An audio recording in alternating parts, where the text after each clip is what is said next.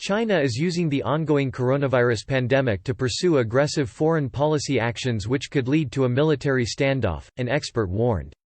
The worrying analysis was made this week by Peter Hartshire, international editor of the Sydney Morning Herald, as he highlighted increased aggression by China in its foreign policy objectives. Mr. Hartshire said that the coronavirus pandemic has enabled China to pursue its goals in various parts of Asia as opponents around the world still deal with the crisis.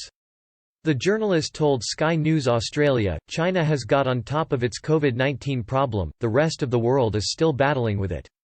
This is China's moment to drive its advantage home.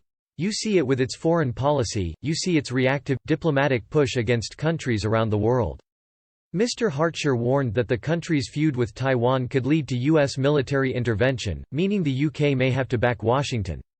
He continued, "It's pushing hard with its claims in the South China Sea, and within its borders it's pushing hard to change its relationship with Hong Kong, to limit its autonomy and take away some of its remaining freedoms.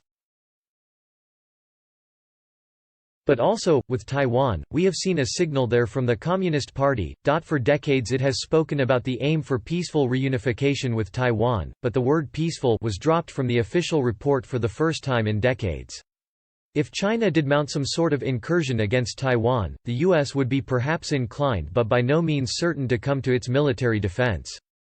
Mr. Hartshire speculated over whether this would lead to Australian involvement, a conundrum that also faces the UK. The UK is part of NATO, alongside the US, Canada and many European countries. The alliance is covered by the security guarantee in Article 5 of NATO's founding treaty, which states that an attack on one is an attack on all. If the US's attempts to defend Taiwan and Hong Kong lead to accidental conflict, the UK may also be obliged to step in. In Hong Kong, protesters pushing for democracy and the protection of the territory's freedoms have been met with heavy-handed police responses and increased limitations imposed by China's government.